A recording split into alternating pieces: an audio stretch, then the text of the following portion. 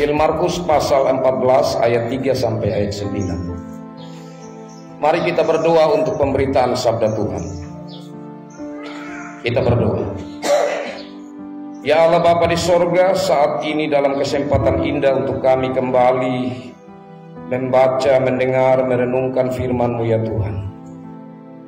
Kami bersyukur karena ini merupakan kesempatan indah untuk kami mengisi rasa lapar haus kami akan firman-Mu. Karena kami menyadari, kami percaya bahwa firman-Mu adalah kekuatan kami.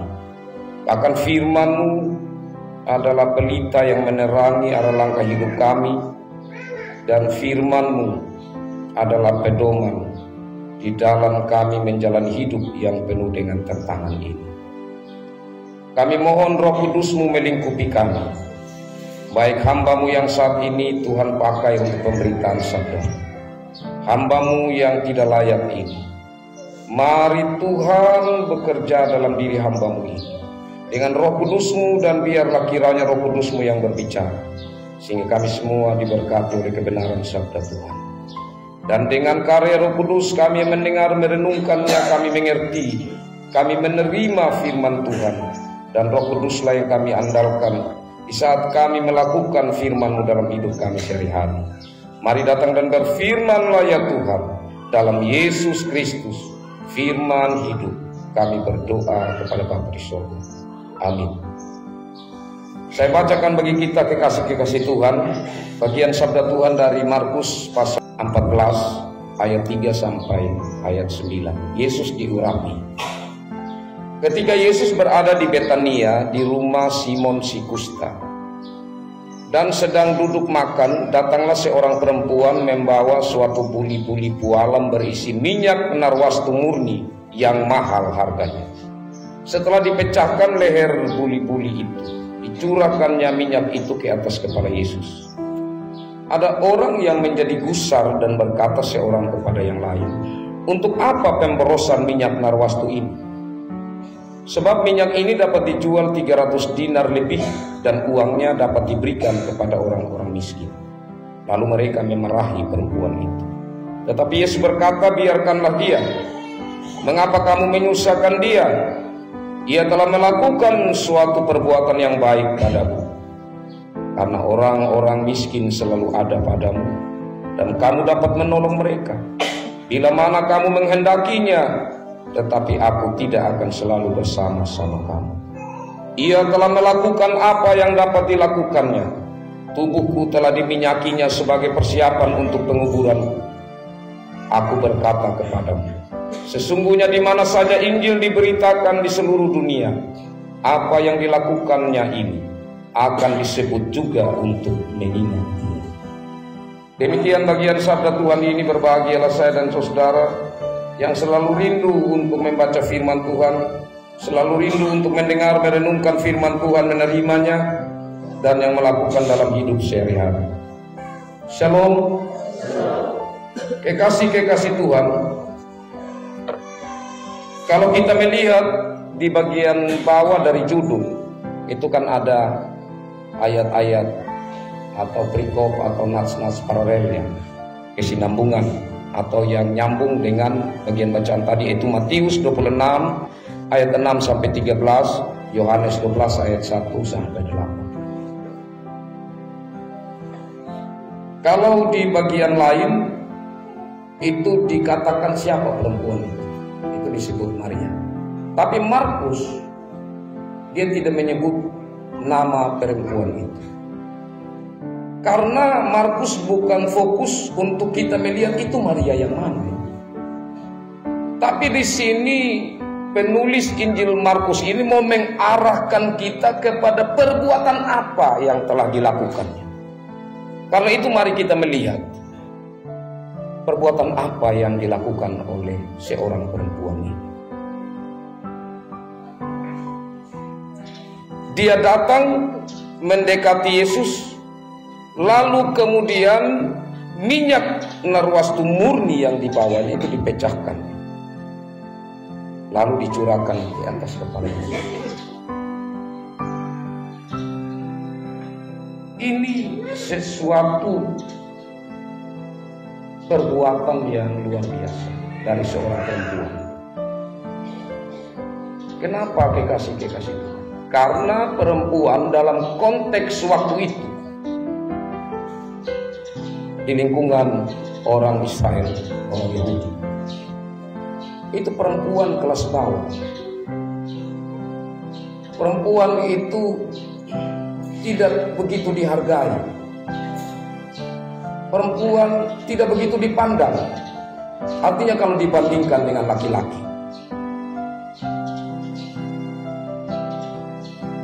Jadi apa yang dilakukan oleh perempuan ini, jelas-jelas dia punya motivasi, dia punya dorongan hati yang positif, yang baik. Tetapi karena dia ini seorang perempuan yang melakukan sesuatu yang bagi orang lain ini hal yang tidak biasa, khususnya bagi para laki-laki. Sehingga kalau kita perhatikan ada protes yang disampaikan oleh mereka di situ. Kalau di Injil Yohanes itu disampaikan bahwa yang protes itu Yudas. Tapi di sini Injil Markus tidak mau mengatakan siapa orang itu, karena tidak terlalu penting siapa dia. Tapi yang paling penting adalah kalimatnya itu seolah-olah baik. Kalau kita mendengar sepintas atau kita membaca sepintas, ini saran dari orang ini sebenarnya baik. Nampaknya ada orang yang menjadi gusar dan berkata seorang kepada yang lain, untuk apa pemborosan minyak narwastu ini? Sebab minyak ini dapat dijual 300 dinar lebih dan uangnya dapat diberikan kepada orang-orang miskin. Ini kan perbuatan baik. Jadi bagi orang ini, saat perempuan melakukan hal itu pemborosan. Tapi coba orang yang bicara ini, dia yang melakukannya, dia seorang laki-laki. Apalagi kalau laki-laki itu cukup terpandang, seorang guru agama dan lain sebagainya, ya pastilah tidak akan diprotes. Tapi karena ini seorang perempuan dan minyak ini minyak yang mahal, dan orang yang kepadanya minyak ini dioles, dituangkan, ini bagi mereka ya terlalu sayang. Kenapa harus dilakukan seperti itu? Nah, kekasih-kekasih Tuhan, kita melihat apa tanggapan Yesus di sini. Biarkanlah dia. Mengapa kamu menyusahkan dia? Tuhan Yesus tidak mau supaya perlakuan baik, perbuatan baik yang dilakukan oleh perempuan ini terganggu dengan orang lain yang melihat itu sebagai sebuah pemborosan atau melihatnya sebagai hal yang negatif. Dan di sini malah Yesus memandang bahwa perempuan ini melakukan sesuatu hal yang luar biasa, di mana perempuan ini melakukan persiapan untuk penguburan Yesus. Dan bahkan Yesus mengatakan bahwa apa yang dilakukan oleh perempuan ini itu di mana saja Injil diberitakan itu akan diingat orang.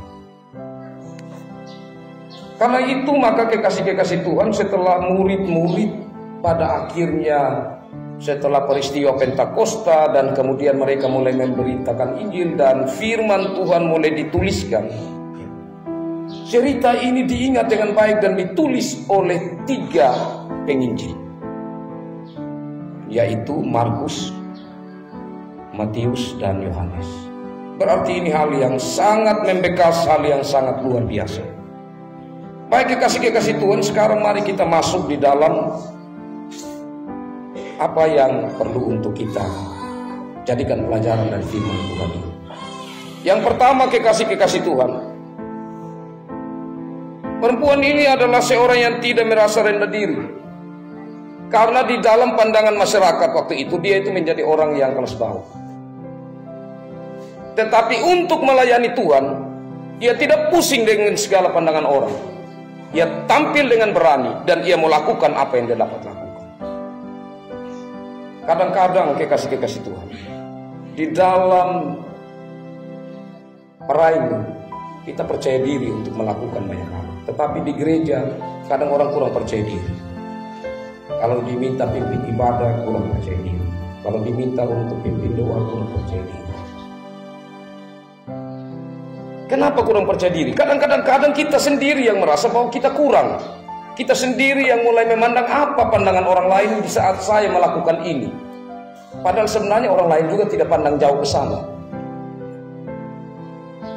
Nah, ini yang kita harus belajar dari sikap perempuan ini.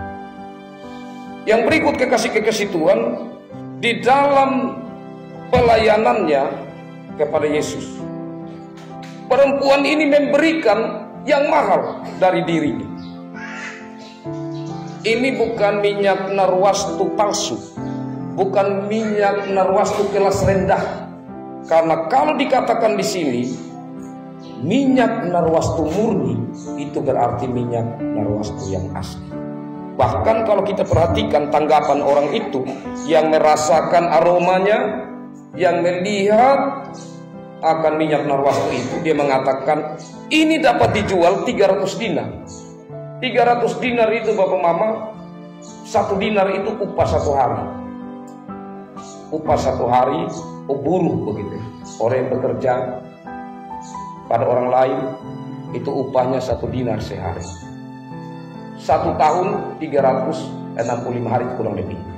Jadi ini boleh dikatakan ini upah 1 tahun untuk seorang pekerja. Jadi mahal sekali. Atau juga minyak ini mungkin bukan dia kumpul pelan-pelan uang baru kemudian dia berikan kepada orang yang menjual minyak untuk membelinya. Tetapi ya, ada penafsiran lain juga yang mengomentari ini, bahwa di zaman itu ya, minyak narwastu itu menjadi sebuah warisan. Jadi seorang ayah nanti akan memberikan warisan, salah satunya adalah minyak narwastu kepada anak perempuannya. Bisa juga ini satu warisan dari ayahnya, hal yang mahal, yang berharga dari hidupnya, tetapi itu dia persembahkan, dia berikan kepada Yesus. Dia mengurapi kepala Yesus. Itu kalau bangsa Israel mengingat, kalau minyak dituangkan di kepala itu pengurapan untuk seorang raja. Tapi raja di sini bukan raja Mesias dalam konteks pikiran orang Israel yang politik, tetapi raja yang akan menderita dan mati, yang nampaknya tidak berdaya, yang kalah. Jadi perempuan ini nampaknya oleh karya Roh Kudus dia memahami siapa Yesus ini yang akan tidak lama lagi menderita. Ini kontras atau berbeda sekali dengan pandangan para murid waktu itu, yang justru tidak memberi sesuatu kepada Yesus dalam persiapannya untuk dia memasuki penderitaan. Yang ada justru mereka takut, dan kalau kita ingat waktu yang lalu, ya seperti mereka ini tidak rela kalau guru mereka harus mengalami itu. Bahkan mereka sendiri takut dan mulai membayang-bayangkan kira-kira nanti bagaimana cara kita menyelamatkan diri kalau itu terjadi. Tapi perempuan ini melakukan sesuatu hal yang luar biasa, kasih-kasih. Nah, selanjutnya dari tanggapan orang-orang, kita belajar, Mama kekasih Tuhan, bahwa di saat kita melakukan hal yang baik, kadang-kadang orang memandangnya itu tidak baik. Karena kadang-kadang orang memandangnya ini siapa? Ya. Siapa yang melakukan ini? Kenapa dia yang harus melakukan itu? Kenapa dia harus memberi sebesar itu? Kenapa bukan saya? Ya, tetapi itu ditutupi dengan kata-kata yang seperti membuat orang yang melakukan hal baik itu sebenarnya melakukan hal yang salah. Nah, ini kekasih-kekasih Tuhan, kita belajar. Di saat ada melakukan hal baik, entah siapa dia, kita tidak tahu pun motivasinya itu apa dalam diri. Hanya Tuhan yang tahu. Tetapi marilah kita saling mendukung.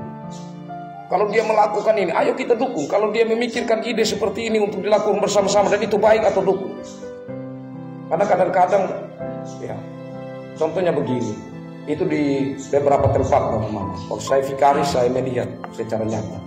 Kalau saya yang jadi ketua, begitu, dalam suatu panitia atau apa begitu, itu saya ingin orang terlibat, dan saya senang di saat orang begitu terlibat, saya membanggakan diri.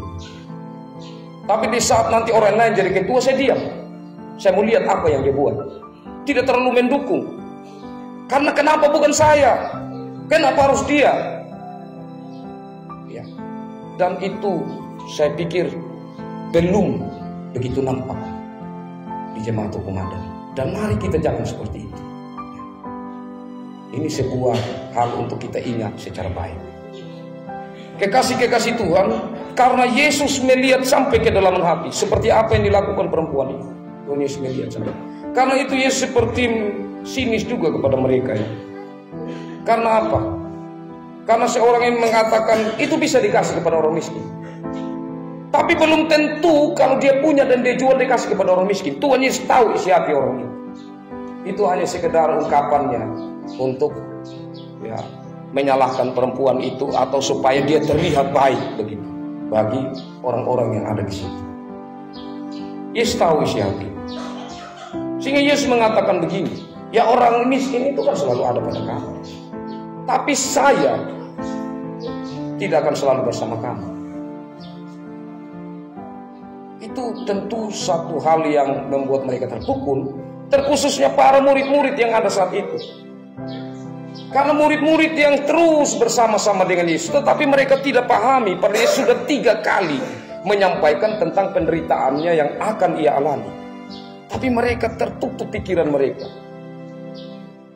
Mereka tidak melakukan sesuatu secara kerelaan, secara tulus untuk mempersiapkan penderitaan Yesus.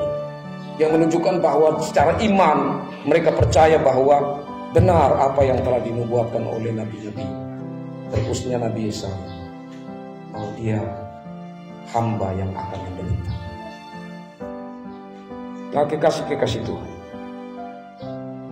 bagian yang berikut yang kita belajar di sini, bahwa persiapan penderitaan Yesus ini dari pandangan Yesus sendiri, Yesus menghadapinya dengan taat, menghadapinya dengan berani.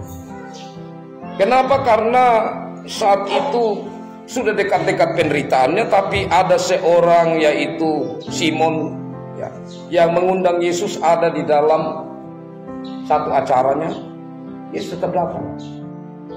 Yesus tetap menjalani kehidupan sebagai manusia sejati. Di saat orang mengundang dia, ia hadir di sana. Ia tetap membangun komunikasi dengan murid-murid dan dengan umat-umat secara bebas. Dia tidak mau juga terlalu memberi kesan yang luar biasa sehingga mereka ada dalam ketakutan yang tinggi. Dan inilah kekasih-kekasih Tuhan yang kita percaya bahwa Yesus yang taat itu, yang menunjukkan teladan bagi kita. Bagaimana ketaatan di dalam menghadapi penderitaan.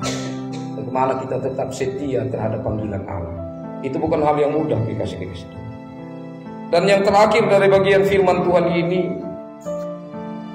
Yesus mengatakan sesungguhnya di mana saja Injil diberitakan di seluruh dunia, apa yang dilakukannya ini akan disebut juga untuk mengingat Dia.